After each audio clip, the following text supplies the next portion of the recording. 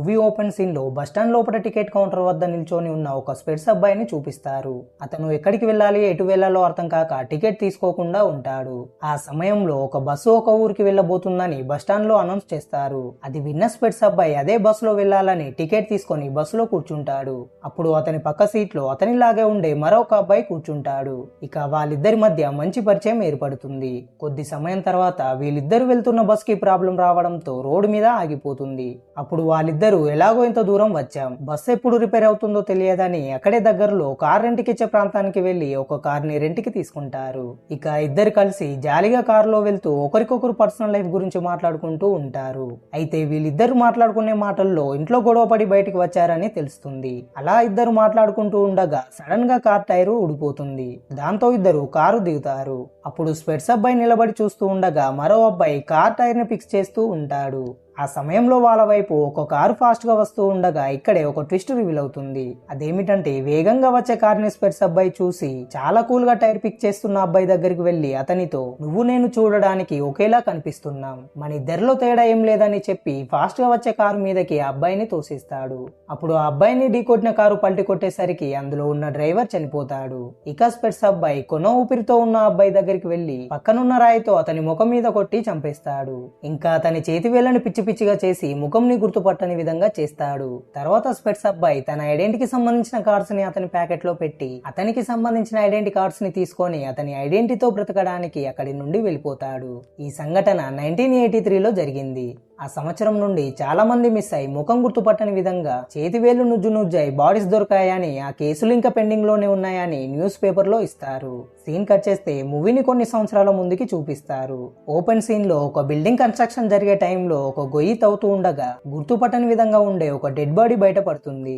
మరోవైపు ఒక ముసలావిడ ఏదో జరిగిపోయినట్టు పోలీసుల వద్దకి కంగారుగా వెళ్లి అతనితో, కొద్దిసేపటి ముందే కొన్ని సంవత్సరాల క్రితం చనిపోయిన నా కొడుకుని చూశాను, నా కొడుకు ఇప్పుడు ఎలా ప్రాణాలతో ఉంటాడని అంటుంది. ఆ మాట విన్న పోలీస్ షాక్ అయి వెంటనే తన పై ఆఫీసర్ దగ్గరికి ముసలావిడని తీసుకెళ్తాడు. అక్కడ ఆఫీసర్ తో, బామ, ఎప్పుడో చనిపోయిన నా కొడుకుని చాలా దగ్గరగా చూశాను, ఒక తల్లి తన కన్న కొడుకుని గుర్తించదా, నేను చెప్పేది నిజం సార్, నన్ను నమ్మండి, నా కొడుకు చాలా ప్రమాదకరమైన వ్యక్తి అని చెబుతుంది. కానీ ఆ ముసలావిడ మాటలను ఎవరిని చూసి ఎవరనుకున్నదో అని ఆ ఆఫీసర్ ఏమాత్రం నమ్మడు. ఇంకోవైపు పోలీస్ డిపార్ట్మెంట్ కి చెందిన ఇద్దరు ఆఫీసర్స్ ని చూపిస్తారు. అందులో ఒకరి పేరు దువాల్ అయితే ఇంకొకరి పేరు జోసెఫ్. అయితే వీళ్ళిద్దరు కలిసి కన్స్ట్రక్షన్ జరుగుతున్న చోట దొరికిన బాడీ కేసుని సాల్వ్ చేయాలని తెగ ట్రై చేస్తూ ఉంటారు. కానీ వాళ్ళ వల్ల కాకపోయేసరికి వాళ్ళిద్దరి పై ఆఫీసర్ చీఫ్ ఈ కేసుని త్వరగా సాల్వ్ చేయడానికి FBI నుండి ఎలినా అనే లేడీ ఆఫీసర్ ని ఈ కేసులో ఇన్వాల్వ్ చేస్తాడు. ఇదే విషయాన్ని చీఫ్ దువాల్ అండ్ జోసెఫ్ తో చెప్తాడు. నెక్స్ట్ సీన్ లో FBI lady officer Elina police station కి రాకుండా డైరెక్ట్ గా సంఘటన జరిగిన ప్లేస్ వద్దకు వెళ్లి తన ఇన్వెస్టిగేషన్ స్టార్ట్ చేస్తూ గొయ్యిలో పడుకుంటుంది. అది తెలుసుకున్న దువాల్, జోసెఫ్ అండ్ చీఫ్లు ఆమె దగ్గరికి వెళ్తారు. అప్పుడు ఎలినా వాళ్ళ ముగ్గురికి హాయ్ చెప్పి ఇప్పటి వరకు వాళ్ళు కనిపెట్టని కొన్ని విషయాలను కనిపెట్టి వాటి గురించి ఆ ముగ్గురితోటి, హంతకుడు విక్టిమ్ ని ఎక్కడో హత్య చేసి ఇక్కడ పాతి పెట్టారని మీరు అనుకుంటున్నారు, కానీ నాకు అలా అనిపించడం లేదు, ఎందుకంటే ఈ గొయ్యి చనిపోయిన వ్యక్తి హైట్ కి పర్ఫెక్ట్ గా ఉంది. మీరు నాకు పంపిన డెడ్ బాడీ ఫోటోస్ ప్రకారం చూస్తే హంతకుడు ముందుగానే ప్లాన్ చేసి మర్డర్ చేశాడు. నాకు తెలిసి విక్టిమ్ ని హంతకుడు రోజు ఫాలో చేస్తూ అతను ఈ ప్రాంతానికి వస్తున్నాడని గ్రహించి ముందుగానే గొయ్యి తవ్వి తర్వాత తన ప్లాన్ ని అమలు చేశాడు. ఇంకా చెప్పాలంటే హంతకుడు చంపిన వ్యక్తి బాడీ మనకి దొరికేలా కావాలనే కన్స్ట్రక్షన్ జరిగే చోట పాతి పెట్టాడని చెబుతుంది. ఆ తర్వాత ఎలైనా డెడ్ బాడీని అనలైజ్ చేయడానికి మాచూర్ కి వెళ్తుంది. అక్కడ బాడీని చాలాసేపు చూసిన తర్వాత బయటకు వెళ్లి ఆఫీసర్ చీఫ్ తో, చనిపోయింది ఎవరనేది మనం కనిపెట్టలేము, అయితే ఆ బాడీ ఎవరిదాన్ని తెలుసుకోవాలనుకుంటే అతని పుర్రని ఉపయోగించి మళ్ళీ ఫేస్ ని రీక్రియేషన్ చేయాలని చెప్తుంది. దాంతో అది విన్న చీఫ్ ఎలినా చెప్పినట్టుగానే అతని పుర్రని ఉపయోగించి విక్టిమ్ యొక్క ఫేస్ ని రీక్రియేషన్ చేపిస్తాడు. ఇటువైపు ఎలినా హోటల్ రూమ్ కు వెళ్లి ఎప్పుడు ఈ కేసు యొక్క డీటెయిల్స్ తన చుట్టూ ఉండాలని సీలింగ్ పైన డెడ్ బాడీ యొక్క ఫోటోస్ ని అతికించి వాటిని గమనిస్తూ ఉంటుంది. మరుసటి రోజు దువాల్ ఎలినా దగ్గరికి వెళ్లి మరో మర్డర్ జరిగిందనే షాకింగ్ న్యూస్ ని చెబుతాడు. దాంతో వెంటనే ఎలినా చీఫ్ దగ్గరికి వెళ్లి మర్డర్ గురించి వివరాలు అడుగుతుంది. అప్పుడు చీఫ్ ఎలినాతో, ఈ మర్డర్ కూడా ఇది వరకు జరిగిన మర్డర్స్ లాగే జరిగింది, కానీ హంతకుడు ఈ మర్డర్ చేసేటప్పుడు నేను చూశానని ఒక వ్యక్తి వచ్చాడు, అతని పేరు కోస్తా, ఇక ఆ వ్యక్తిని జోసెఫ్ వివరిస్తున్నాడని చెప్తాడు. అయితే జోసెఫ్ కోస్తాని ఇతనే చంపి వేరే ఒక కిల్లర్ ఉన్నాడని ఇతనెందుకు స్టోరీ అల్లాడు అనే కోణంలో విచారిస్తూ ప్రశ్నలు అడుగుతాడు. అప్పుడు కోస్తా జోసెఫ్ ఇంటెన్షన్ అర్థం చేసుకొని అతనితో, నేనేదో మీకు హెల్ప్ చేద్దామని ఇక్కడికి వస్తే మీరేమో నేనే కిల్లర్ అన్నట్టుగా విచారిస్తున్నారు, ఇది న్యాయమేనా, మీకు కిల్లర్ ఎవరో తెలియాలి కదా, నేను కిల్లర్ని నా కంటితో చూశాను, నాకు ఒక పేపర్ పెన్సిల్ మాత్రం ఇవ్వండి, అతని ఫేస్ ని నేను గీస్తానని అంటాడు. అప్పుడు ఎలినా అసలు ఈ వ్యక్తి కిల్లరేనా కాదా అని తెలుసుకోవడానికి నేను వెళ్ళి విచారిస్తానని చీఫ్ తో చెప్పి కోస్తా దగ్గరికి వెళ్తుంది. అక్కడ ఎలినా కోస్తా అడిగినట్టుగానే ఒక పేపర్ పెన్సిల్ ని అతనికి ఇస్తుంది. అప్పుడు కోస్తా ఎలినా దగ్గర సిగరెట్ తాగడానికి పర్మిషన్ తీసుకొని అంటించుకుంటాడు. ఇక ఎలినా రూమ్ లోకి వెళ్ళినప్పటి నుండి కోస్తానే చాలా జాగ్రత్తగా గమనిస్తూ ఉంటుంది. అతను సిగరెట్ అంటించుకునే విధానాన్ని, మాట్లాడే పద్ధతిని, ప్రవర్తించే తీరుని ఇలా ఒక్కొక్క కదలికను గమనిస్తూ ఉంటుంది. ఆ సమయంలో కిల్లర్ మర్డర్ చేసేటప్పుడు ఉపయోగించిన వెపన్ ని కావాలని ఎలినా కోస్తా చూసేలా కింద పడిస్తుంది. అది చూసిన అతను చాలా భయపడిపోయి దీనితోనే కిల్లర్ చంపేశాడు కదా, ఇది ఎందుకు నాకు చూపిస్తున్నారని అంటూ వణికిపోతాడు. అప్పుడు ఎలినా కోస్తాతో అది అనుకోకుండా కింద పడింది, నువ్వు భయపడకుండా కూల్గా ఉండమని చెప్పి బయటికి వెళ్తుంది. తర్వాత ఎలినా ఆఫీసర్స్ తోటి నాకెందుకో ఇతను చెప్పేది నిజమేనని అనిపిస్తుంది, ఎందుకంటే మనం వెతికే వ్యక్తి ఒక సైకో కిల్లర్. సామాన్యంగా సైకోలకు నార్మల్ పర్సన్లకు చాలా డిఫరెన్స్ ఉంటాయి. ఏదైనా భయంకరమైన విషయం చూపించినప్పుడు సామాన్యులు రియాక్ట్ అవుతారు, కానీ సైకోల వద్ద మాత్రం ఇలాంటి రియాక్షన్ ఉండదు. ఇలాంటి రియాక్షన్ కోస్తా దగ్గర నుండి వస్తుందా రాదా అని తెలుసుకోవడానికి కావాలని కిల్లర్ మర్డర్ కి యూజ్ చేసిన వెపన్ ని కోస్తా ముందు పడేశాను. అప్పుడు అతను అది చూసిన వెంటనే వణికిపోతూ రియాక్ట్ అయ్యాడు. ఇంకా అతను సిగరెట్ వెలిగించేటప్పుడు, డ్రాయింగ్ చేసేటప్పుడు తన రైట్ హ్యాండ్ నే ఉపయోగిస్తున్నాడు. కానీ కిల్లర్ గొంతు బిగించి చంపిన ప్రకారం చూస్తుంటే కిల్లర్ తన లెఫ్ట్ హ్యాండ్ ఉపయోగించాడని జరిగిన మర్డర్ బట్టి మనకి తెలుస్తుంది. ఇవన్నీ విషయాలను గమనిస్తే కోస్తా చెప్పేది నిజమేనని, అతను మనం అనుకున్న కిల్లర్ కాదు అని ఈ విధంగా క్లియర్ కట్ గా చెప్తుంది. ఆ సమయంలోని కోస్తా అతను చూసిన కిల్లర్ యొక్క ముఖాన్ని గీసి వాళ్ళకి కనపడేలా అద్దం మీద పెడతాడు. తర్వాత కోస్తాని ఇబ్బంది పెట్టినందుకు ఆఫీసర్స్ అతనికి సారీ చెప్పి అక్కడి నుండి పంపిస్తారు. సీన్ కట్ చేస్తే జోసెఫ్ ఇది వరకు కన్స్ట్రక్షన్ జరిగే చోట దొరికిన బాడీ హెన్రీ అనే స్కూబా డ్రైవర్ అని ఎలినా అండ్ దువాల్తో అంటూ, ఇంకా కోస్తా డ్రైవింగ్ చేసిన వ్యక్తిలాగా ఉండే ఒక వ్యక్తి ఒక అపార్ట్మెంట్ లో ఫ్లాట్ తీసుకొని ఉంటున్నాడని కూడా చెప్తాడు. దాంతో వెంటనే ఆఫీసర్లందరూ అపార్ట్మెంట్ లోకి వెళ్తారు. ఇక్కడే మరొక ట్విస్ట్ వీళ్ళకి ఎదురవుతుంది. అదేమిటంటే వీళ్ళు వెతుకుంటూ వెళ్లిన వ్యక్తి ఉండడు, కానీ రూమ్ యొక్క సీలింగ్ లో ముఖం చిత్రమైన ఒక డెడ్ బాడీ దొరుకుతుంది. కిల్లర్ హత్య చేసిన తర్వాత అతని వేలని నరికి అక్కడే వదిలేసిపోతాడు. అతని వేలుకున్న ఉంగరంలో అతని పేరు ఉంటుంది. ఆ పేరు ఆధారంగా ఆ డెడ్ బాడీ ఎవరనేది పోలీసులు ఐడెంటిఫై చేస్తారు. కొంత సమయం తర్వాత జోసెఫ్ ఎలినా అండ్ దువాల్ దగ్గరికి వెళ్లి వాళ్ళతో ఇతను ఎప్పుడు చనిపోయాడో తెలియదు, కానీ ఇతని క్రెడిట్ కార్డ్ నిన్నటి వరకు ఉపయోగంలో ఉంది. ఈ రూమ్ లో కిల్లర్ ఖచ్చితంగా ఉన్నాడనేది పక్కన పెడితే రూమ్ లో ఉన్న ఫోన్ నుండి 20 సార్లకు పైగా ఒక నెంబర్ కి కాల్ పోయిందని చెబుతాడు. దాంతో వెంటనే ఆ నెంబర్ అడ్రస్ తెలుసుకొని ముగ్గురు కలిసి ఆ ప్రాంతంకి వెళ్తారు. ఆ అడ్రస్ ఇంట్లో ఉన్నది ఎవరంటే ఇదివరకు ఒక ముసలావిడ పోలీస్ ఆఫీసర్ వద్దకు వెళ్లి చనిపోయిన నా కొడుకుని చూశానని చెప్పిన ఆవిడే ఆ ఇంట్లో ఉంటుంది. అక్కడికి చేరుకున్న ఎలినా ఆఫీసర్ని ఇద్దరిని కారులోనే ఉండమని చెప్పి ఆమె ఒక్కదే ఆ బామ్మ ఇంట్లోకి వెళ్తుంది. లోపట బామ్మని ఎలినా కలిసి ఆవిడ ఫ్యామిలీ గురించి అడుగుతుంది. అందుకు ఆ బామ్మ ఎలినాతో నాకిద్దరు కొడుకులు ఉన్నారు, ఒకటి పేరు మార్టిన్, ఇంకొకటి పేరు రీజ్. అయితే చిన్నప్పుడు వీళ్ళిద్దరూ మంచు కురిసే ప్రాంతానికి ఆడుకోవడానికి వెళ్లారు. ఆ సమయంలో అనుకోకుండా మార్టిన్ మంచు లోయలో ఇరుక్కుపోయాడు. అప్పుడు వెంటనే రీజ్ మార్టిన్ ని కాపాడడానికి వెళ్ళినప్పుడు లోయలో ఇరుక్కుపోయిన మార్టిన్ ప్రాణాలతో బయటపడ్డాడు, కానీ కాపాడడానికి వెళ్లిన రీజ్ మాత్రం చనిపోయాడు. ఆ తర్వాత మార్టిన్ యొక్క నడవికలో చాలా డిఫరెన్స్ కనబడింది. అలా కొన్ని రోజుల తర్వాత ఒక రోజు మార్టిన్ నా నగలు డబ్బులు దొంగలించి ఇంటి నుండి పారిపోయాడు. ఆ తర్వాత కొన్ని రోజులకి పోలీసులు నాకు కాల్ చేసి నీ కొడుకు కార్ యాక్సిడెంట్ లో చనిపోయాడని చెప్పారు, కానీ కొన్ని రోజుల ముందే చనిపోయిన నా మార్టిన్ ని నేను చూశానని చెప్పుతుంది. అయితే ఇక్కడే మనకు అర్థమయ్యే విషయం ఏంటిదంటే స్టార్టింగ్ సీన్ లో చూపించిన స్పెట్స్ అబ్బాయి తనకి పరిచయమైన ఒక వ్యక్తిని వేగంగా వచ్చే కార్ కింద పడేశాడు కదా, ఆ స్పెట్స్ అబ్బాయి ముసలావిడ కొడుకు, అతని పేరే మార్టిన్. ఇక ముసలావిడ మాటలు విన్న ఎలినాకి ఈ కేసులో ముందుకు వెళ్లే ఒక లీడ్ దొరికేసరికి వెంటనే అక్కడ నుండి ఆఫీసర్స్ దగ్గరికి వెళ్లి పూడ్చిన బాడీని తీయడానికి ఎంత సమయం పడుతుందని అంటుంది.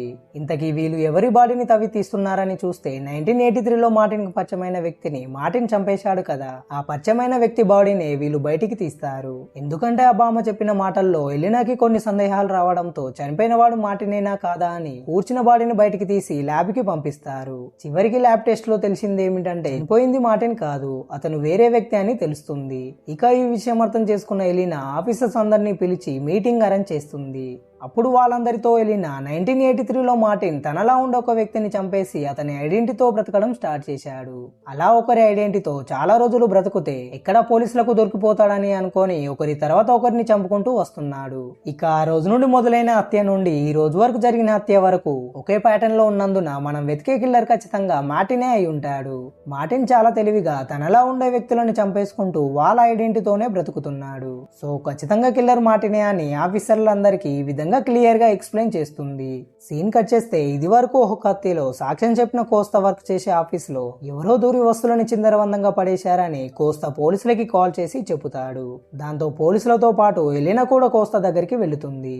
అయితే కోస్తా ఒక పెయింటర్. అతను పెయింటింగ్స్ వేస్తూ వాటిని అమ్ముకుంటూ ఉంటాడు. అలా కొన్ని పెయింటింగ్స్ ని వేసి టీ తాగడానికి బయటికి వెళ్లి తిరిగి వచ్చేలోగా ఎవరో ఒక వ్యక్తి ఇంట్లో దూరి ఈ విధంగా చేశాడు. బహుశా నేను మీకు సాక్ష్యం చెప్పినందుకే నా ఆఫీస్ లోకి కిల్లర్ వచ్చి ఇలా చేసి ఉంటాడేమో అనే అనుమానంతో తన దగ్గరికి వచ్చిన పోలీసులకి చెబుతాడు. అది విన్న ఎలినా కోస్తా రూమ్ మొత్తం గమనిస్తూ ఉండగా ఒక వ్యక్తిని పలానా డేట్ కలవాలని అతని పేరుతో ఒక పేపర్ లో కోస్తా రాసిన చిట్టిని చూస్తుంది. ఆ పేరు ఎవరిదో కాదు. ఇదివరకు పోలీసులు కిల్లర్ అపార్ట్మెంట్ లో ఉన్నాడని వెళ్ళినప్పుడు అక్కడ ఒక డెడ్ బాడీ దొరుకుతుంది కదా, ఆ డెడ్ బాడీ వ్యక్తిని కలవాలని అతని పేరుతో కోస్తా రాసి ఉంచుతాడు. అయితే ఇప్పటి వరకు పోలీసులు అపార్ట్మెంట్ లో దొరికిన బాడీ గురించి ఎవరికి చెప్పలేదు. ఎందుకంటే ఈ విషయం బయట తెలియకుంటూ ఉంటే హత్య చేసిన కిల్లర్ నేను చేసిన హత్య బయటికి రాలేదని పిచ్చి పట్టినట్టు ప్రవర్తిస్తాడు. ఆ సమయంలో కిల్లర్ తనకి తెలియకుండానే ఏదో ఒక తప్పు చేస్తాడు. ఆ తప్పు ద్వారానే పోలీసులు కిల్లర్ ని పట్టుకుందామని అనుకుంటారు. కానీ సంబంధమే లేకుండా కోస్తా ఇప్పుడు అపార్ట్మెంట్ లో చనిపోయిన వ్యక్తిని పలానా రోజు కలవాలని అతని పేరుని రాసి పెట్టుకున్నాడు. ఇదేంది కథ అని పోలీసులు చాలా ఆశ్చర్యపోతారు. అప్పుడు పోలీసులు కోస్తాని అపార్ట్మెంట్ లో చనిపోయిన వ్యక్తిని నువ్వెలా కలుస్తావని అడుగుతారు. అందుకు కోస్తా నేను కలవాలని అనుకున్న వ్యక్తి చనిపోయాడని మీరు చెప్పేదాకా నాకు తెలియదు. అయితే అతనికి నాకు సంబంధం ఏంటిదంటే నేను గీసిన పెయింటింగ్స్ ని రెగ్యులర్ గా అతనికి అమ్ముతూ ఉంటాను. ఆ విధంగా ఒకరోజు నా దగ్గర పెయింటింగ్స్ ని కొనే వ్యక్తి యొక్క పిఏ కాల్ చేసి నేను చెప్పిన డేట్ లో పెయింటింగ్స్ ని తీసుకుంటానని చెప్పాడు. ఇది ఎలా సాధ్యం అవుతుందని పోలీసులతో అంటాడు.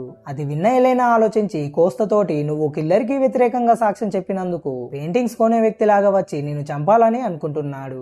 అందుకే పెయింటింగ్ కొనే వ్యక్తిని చంపేశాడు. సో నువ్వు భయపడకుండా నిన్ను కలుస్తానన్న వ్యక్తిని కలువు, మేము నీకు సెక్యూరిటీ ఇస్తూ ఆ వ్యక్తిని పట్టుకుంటామని అంటుంది. అది విన్న కోస్తా ఇక చేసేది ఏం లేక తన ప్రాణాలను కాపాడుకోవడం కోసం ఎలైనా చెప్పిన దానికి ఓకే చెప్తాడు. తరువాత కోస్తాని ఎలైనా అతని ఇంటి వద్ద దింపడానికి కారులో తీసుకెళ్తూ ఉంటుంది. అప్పుడు ఇద్దరి మధ్య మంచి కమ్యూనికేషన్ ఏర్పడి ఒకరికొకరు ఫోన్ నెంబర్లని మార్చుకుంటారు. అలా ఈ విధంగా ఇద్దరి మధ్య ఒక విధమైన లవ్ ట్రాక్ మొదలవుతుంది. సీన్ కట్ చేస్తే కోస్తాకు కాల్ చేసి ఒక వ్యక్తి పెయింటింగ్స్ ని తీసుకుంటానని ఏ రోజైతే చెప్పాడో ఆ రోజు వస్తుంది. అప్పుడు పోలీసులు కోస్తా చేతిలో ఒక మైక్ ని సెట్ చేసి పెయింటింగ్ తీసుకుంటానని చెప్పిన ప్లేస్ కి అతన్ని పంపించి పోలీసులందరూ కోస్తాకి బందోబస్తు ఇస్తూ ఆ వ్యక్తి కోసం ఎదురు చూస్తూ ఉంటారు. అదే సమయంలో బాత్రూమ్ లోకి వచ్చి నన్ను కలవమని ఒక లెటర్ కోస్తా ముందు ఉంచుతారు. అప్పుడు కోస్తా ఆ లెటర్ ని చూసి దాని గురించి పోలీసులకి చెప్పి బాత్రూమ్ లోకి వెళ్తాడు. కానీ అందులో ఎవరు కూడా ఉండరు.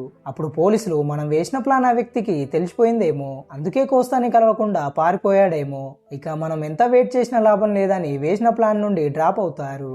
కానీ ఏదో ఒక రోజు ఆ వ్యక్తి కోస్తాని ఖచ్చితంగా కలవడానికి వస్తాడని, అలా వస్తే కోస్తాకి ప్రమాదం అని ఎనీ టైం అతని వెంటనే పోలీసులు ఉంటారు. అలా 2 రోజుల తర్వాత పెయింటింగ్ గ్యాలరీకి సంబంధించి ఒక పార్టీ జరుగుతుంది. ఆ పార్టీకి కోస్తా వెళ్లడంతో అతనికి సెక్యూరిటీగా ఎలైనా అని పోలీసులు కూడా వెళ్తారు. ఆ సమయంలోనే ఒక వ్యక్తి కోస్తా వైపు చూస్తూ నా దగ్గరికి రా అని సిగ్నల్ ఇస్తూ బెదిరిస్తాడు. అది గమనించిన ఎలైనా ఇన్ని రోజుల నుండి మనం వెతుకుతున్న కిల్లర్ వీడే, పట్టుకొండ్రా అని గట్టిగా అరుస్తుంది. అది విన్న ఆ వ్యక్తి వెంటనే అక్కడి నుండి పారిపోతాడు. పార్టీకి చాలా మంది రావడంతో ఆ గుంపులోనే ఆ వ్యక్తి మాయమవుతాడు. దాంతో ఆఫీసర్ చీఫ్ కళ్ళ ముందుకు వచ్చిన కిల్లర్ ని పట్టుకోలేకపోయారని తన టీం వాళ్ళని తిడుతూ ఉంటాడు. ఇప్పుడు కిల్లర్ కి మన ప్లాన్ పూర్తిగా అర్థమైంది. ఇక కోస్తా ఇక్కడ ఉండడం మంచిది కాదు, అతన్ని వేరే దేశానికి పంపించి సేవ్ చేద్దాం. అతను ఫ్లైట్ ఎక్కేంత వరకు దువ్వాల్ని కోస్తాకి తోడుండమని చెబుతాడు. ఇక మరుసటి రోజు కోస్తా వేరే దేశానికి వెళ్ళడానికి తన లగేజ్ ని సర్దుకుంటూ ఉంటాడు. దువాల్ కోస్తాని ఎయిర్పోర్ట్ కి తీసుకెళ్దామని కారు వద్ద వెయిట్ చేస్తూ ఉంటాడు. ఆ సమయంలోనే వెనక డోర్ నుండి కిల్లర్ కోస్తా దగ్గరికి వచ్చి ఏరా నా దగ్గర నుండే తప్పించుకోవాలని అనుకుంటున్నావా, నీకు నాకు మధ్య చాలా లెక్కలున్నాయి, అవి క్లియర్ కాకముందే వెళ్ళిపోతే ఎలా అని అతన్ని బెదిరిస్తూ ఉంటాడు. అప్పుడు కోస్తా సేఫ్టీ కోసం తన దగ్గర ఉన్న గన్ ని తీసుకొని కిల్లర్ ని షూట్ చేస్తాడు. కానీ ఆ గన్ స్టక్ అయి పని చేయకుండా ఉంటుంది. అది గమనించిన కిల్లర్ కోస్తా దగ్గరికి వెళ్లి అతన్ని చాలా గట్టిగా కొడతాడు. ఆ టైంలో అనుకోకుండా స్టక్ అయిన గన్ ఫైర్ అవ్వడంతో ఆ శబ్దాన్ని విన్న దువాల్ వెంటనే కోస్తా దగ్గరికి పరిగెత్తుకెళ్లి తన గన్ తో కిల్లర్ ని బెదిరిస్తాడు. ఆ టైంలో కిల్లర్ కోస్తా మెడని చాలా గట్టిగా పట్టుకొని బిగిస్తూ ఉంటాడు. ఆ సమయంలో ఎలైనా అంతా కరెక్ట్ గా ఉందా లేదా అని చూడడానికి కోస్తా ఉండే ఇంటి వద్దకి వస్తుంది. అదే టైంలో 2 సార్లు మళ్ళీ గన్ ఫైర్ శబ్దం రావడంతో వెంటనే ఎలైనా గన్ను తీసుకొని లోపలికి పరిగెత్తుకెళ్తుంది. కానీ ఎలైనా వెళ్లే లోపే కిల్లర్ దువాల్ని చంపేసి వెనుక డోర్ నుండి కోస్తాని తీసుకొని తీసుకొని కారులో పారిపోతూ ఉంటాడు. అది గమనించిన ఎలెనా వెంటనే తన కారులో కిల్లర్ ని వెంబడిస్తూ ఉంటుంది. ఆ క్రమంలో కిల్లర్ కారు బ్యాలెన్స్ తప్పి యాక్సిడెంట్ అవుతుంది. అప్పుడు వెంటనే కోస్తా కారు నుండి కిందకి దిగి కిల్లర్ ని గన్ తో షూట్ చేస్తూ ఉంటాడు. ఆ సమయంలో కారు నుండి పెట్రోల్ లీక్ అవ్వడం వల్ల మంటలు ఏర్పడుతూ ఉంటాయి. అప్పుడు కోస్తా దగ్గరికి పరిగెత్తుకుంటూ వెళ్లిన సెలెనా అది గమనించి అతన్ని కారు నుండి దూరం తీసుకెళ్తుంది. అప్పుడు కారు బ్లాస్ట్ అవ్వడంతో కిల్లర్ పూర్తిగా గుర్తుపట్టని విధంగా కాలిపోతాడు. దాంతో చనిపోయింది నిజమైన కిల్లరా కాదా అని కిల్లర్ బాడీని ల్యాబ్ కి తీసుకెళ్తారు. అక్కడ ఇదివరకు కన్స్ట్రక్షన్ జరిగిన చోట దొరికిన డెడ్ బాడీ పైన వేరే వ్యక్తి హెయిర్ శాంపిల్స్ దొరకడంతో కిల్లర్ హెయిర్ శాంపిల్ ని దానికి మ్యాచ్ చేసి చూస్తారు. ఇక ఫైనల్ గా రిజల్ట్ పాజిటివ్ గా రావడంతో చచ్చిన వాడు నిజమైన కిల్లర్ మార్టినే అని డిసైడ్ అవుతారు. ఇంతటితో ఈ కేసుని కూడా క్లోజ్ చేస్తారు. సీన్ కట్ చేస్తే అదే రోజు రాత్రి కోస్తా ఎలెనాని కలవడానికి ఆమె ఇంటికి వెళ్తాడు. ఎలెనాకి కోస్తా అంటే ఇష్టం ఉండడంతో అతన్ని లోనికి రానిస్తుంది. ఆ సమయంలో కోస్తా ఆమె దగ్గరికి వెళ్లి తనకి ముద్దు పెడతాడు. అందుకు ఎలెనా కూడా సహకరించడంతో ఇద్దరు కలిసి ఆ రోజు రాత్రి మొత్తం ఫుల్ గా ఇంటిమేట్ అవుతూ తనివి తీర ఎంజాయ్ చేస్తారు. మరుసటి రోజు ఉదయాన్నే నిద్ర లేచిన ఎలెనా అద్దం దగ్గరికి వెళ్లి తన జడని వేసుకునే క్రమంలో తన చెంపకి అంటుకున్న కోస్తా రక్తాన్ని చూస్తుంది. అయితే ఇదివరకు జరిగిన కార్ యాక్సిడెంట్ లో కోస్తా చేతికి గాయం అవ్వడంతో ట్రీట్మెంట్ చేయించుకున్న కూడా ప్లేస్ నుండి బ్లడ్ వస్తూ ఉంటుంది. అది చూసిన ఎలెనా అతన్ని డాక్టర్ వద్దకు తీసుకెళ్లి ట్రీట్మెంట్ ఇప్పిస్తూ ఉంటుంది. అప్పుడు కూడా ఇద్దరు ఒకరికొకరు చూసుకుంటూ కళ్ళతోనే ప్రేమించుకుంటారు. అదే సమయంలో జోసెఫ్ ఎలెనాకు కాల్ చేసి ఫార్మాలిటీ కోసం మార్టిన్ బాడీని చూసి గుర్తుపట్టడానికి అతని మదర్ ని పిలిపించాం, నువ్వు కూడా త్వరగా రమ్మని అంటాడు. దాంతో వెంటనే ఎలెనా మార్టిన్ బాడీ వద్దకి వెళ్తుంది. అంతలోనే అక్కడికి వచ్చిన బామ మార్టిన్ బాడీ గుర్తుపట్టని విధంగా కాలిపోయి ఉండడంతో అతని కళ్ళను చూస్తుంది. అప్పుడు పోలీసులకి ఏ సమాధానం ఇవ్వకుండా ఏడుస్తూ అక్కడి నుండి వెళ్తుంది. అందుకు ఎలెనా ఏంటి ఏం చెప్పకుండా ఆవిడ వెళ్తుందని ఆ బామ్మతో మాట్లాడడానికి వెళ్తుంది. కానీ ఆలోపే లిఫ్ట్ లో బామ వెళ్లడంతో ఎలెనా రాకముందే లిఫ్ట్ క్లోజ్ అవుతుంది. ఇక ఎలెనా బామని ఎలాగైనా కలవాల్సిందేనని మెట్ల నుండి కిందకి దిగుతూ వెళ్తుంది. కానీ లిఫ్ట్ లో ఆవిడ వెనుక కోస్తా నిలబడి ఉంటాడు. ఇక్కడే మూవీలో మైండ్ బ్లోయింగ్ కల్ట్ ట్విస్ట్ ఒకటి రివీల్ అవుతుంది. అదేమిటంటే లిఫ్ట్ లో ఉన్న కోస్తా ఒక్కసారిగా బామని చూసి అమ్మ అని పిలుస్తాడు. ఆ పిలిపికి బామ వెనుకకి తిరిగి కోస్తాని చూసి మార్టిన్ అని అంటూ ఫుల్ గా భయపడుతుంది. అంటే ఆ బామ కొడుకు ఎవరో కాదు కోస్తానే అని ఈ సీన్ లో అర్థమవుతుంది. ఇక మార్టిన్ తన తల్లితో, అమ్మ నేను చిన్నప్పటి నుంచి నీకు దగ్గర కావాలని అనుకుంటున్నాను, కానీ నువ్వు నన్ను అసహించుకుంటూ దూరం పెడుతున్నావు. రీజ్ ఉన్నంత వరకు నీ ప్రేమనంతా వాడికే పంచావు. ఆ కోపంతోనే నేను రీజ్ ని చంపేశాను. ఆ తర్వాతనైనా నాకు నీ నుండి ప్రేమ దొరుకుతుందని అనుకున్నాను, కానీ నీ నుండి ఇప్పటి వరకు కూడా ఎలాంటి ప్రేమను పొందలేదమ్మా అంటూ ఒక రౌడీగా మాట్లాడతాడు. ఆలోపే లిఫ్ట్ గ్రౌండ్ ఫ్లోర్ కి వెళ్లడంతో అంతలోనే అక్కడికి వచ్చిన ఎలెనా ఓపెన్ అయిన లిఫ్ట్ లో జరుగుతున్న దారుణాన్ని చూసి గుండె ఆగిపోయేంతగా ఒక్కసారిగా షాక్ అవుతుంది. ఎందుకంటే ఎలెనా కళ్ళ ముందే మార్టిన్ అలియాస్ కోస్తా తన మదర్ ని చాలా దారుణంగా చంపుతాడు. అది చూసిన ఎలెనాకు అసలు కిల్లర్ కోస్తానే అనే షాక్ కన్నా అతనితో ఒక రాత్రంతా గడిపిననే బాధ షాక్ కి గురి చేస్తుంది. ఆ టైంలోనే కిల్లర్ మార్టిన్ తప్పించుకొని పారిపోతాడు. ఈలోగా ఆఫీసర్లు ఎలెనా దగ్గరికి పరిగెత్తుకుంటూ వచ్చి ఏమైందని అడుగుతారు.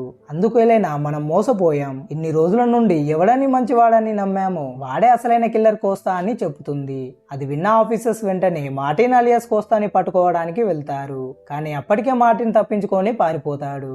ఇక పోలీసులకి మార్టిన్ గురించి తెలిసిపోయింది కాబట్టి అతను తన ఐడెంటిటీని మార్చుకోవడానికి తనకి సూటబుల్ గా ఉన్న వ్యక్తిని సెలెక్ట్ చేసుకొని ప్లాన్ ప్రకారం అతన్ని చంపేసి అతని ఐడెంటిటీతో బ్రతకడానికి వేరే దేశానికి పారిపోతాడు. ఇటువైపు ఎలెనా మార్టిన్ గురించి తెలిసాక ఒక అంతకుడితో రాత్రంతా గడిపినానా అనే ఆలోచనతో తన ఒళ్ళంతా గట్టిగా తుడుచుకుంటుంది. ఇన్ని రోజులు మార్టిన్ ఎలెనా అండ్ పోలీసులకి తన మీద ఎటువంటి అనుమానం రాకుండా ఉండడానికి ఈ కేసుని పూర్తిగా క్లోజ్ చేద్దామనే ఆలోచనతో ఒక వ్యక్తిని ట్రాప్ చేసి అతనితో కావాలనే మనీ ప్రాబ్లం పెట్టుకొని అతనే కిల్లర్ అని నిరూపించడానికి తన ఆఫీస్ లోనే తానే వస్తువులను చిందరవందంగా పడేసి తన ప్లాన్ ప్రకారం పోలీసులందరినీ తన వైపు తిప్పుకొని డబ్బులు అడగడానికి వచ్చిన వ్యక్తిని డౌట్ రాకుండా మార్టిన్ చంపేస్తాడు. ఫైనల్ గా అడ్డొచ్చిన దువ్వాల ఆఫీసర్ ని కూడా చంపేసి మనీ అడగడానికి వచ్చిన వ్యక్తి బాడీని కారులో తీసుకెళ్తూ కావాలనే యాక్సిడెంట్ చేసి తర్వాత కార్ బ్లాస్ట్ అయ్యేలా షూట్ చేస్తాడు. ఇక కేసు క్లోజ్ అవ్వడంతో మార్టిన్ వచ్చిన అవకాశాన్ని వదులుకోకుండా ఎలెనాతో రాత్రంతా ఎంజాయ్ చేస్తాడు.